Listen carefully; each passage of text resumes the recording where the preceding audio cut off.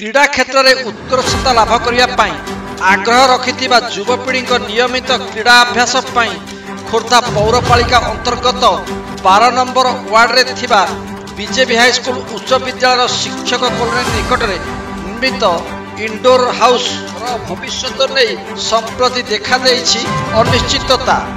शिक्षक कॉलोनी निकट में थिबा जमी उपरे एही इंडोर हॉल रो निर्माण कार्य 2018 मसीह आरंभ होइथिला। तत्कालीन विधायक राजेंद्र कुमार साहू अमल यार निर्माण कार्य आरंभ होइथिला। लक्ष्य रखा जाइथिला एही हॉल द्वारा युवपीढ़ी badminton, table tennis, carrom, chess आदि खेलिया लगी सुविधा पाई परिबे।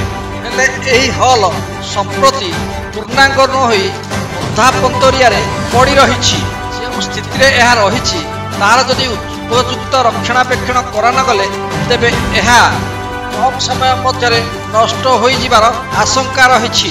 निर्माण दायित्व रे थिबा ठिकादार यहाकु ताला पकाई रखिथिबार जणा पड़िछि।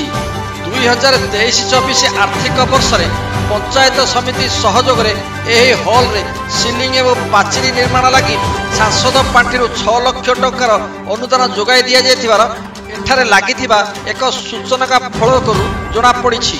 हेले एही अनुदान राशि पर्याप्त न हेबारु उक्त हॉल रो निर्माण कार्य शेष होई पारि नथिला। संप्रति एहार चट्टाण मेजिया होई नथिबा बेले अनेक किछि काम बाकी रहिछि।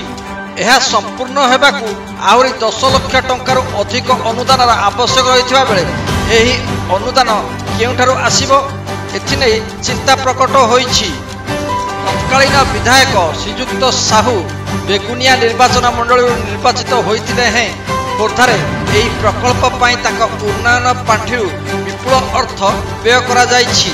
सेहीपरि तत्कालीन विधायक ज्योतिरिंद्रनाथ मित्र यह संपूर्ण करने को चाहूले हैं ताको कार्यकाल शेष हो जाइथिबारु ताहा होई पारि नथिला।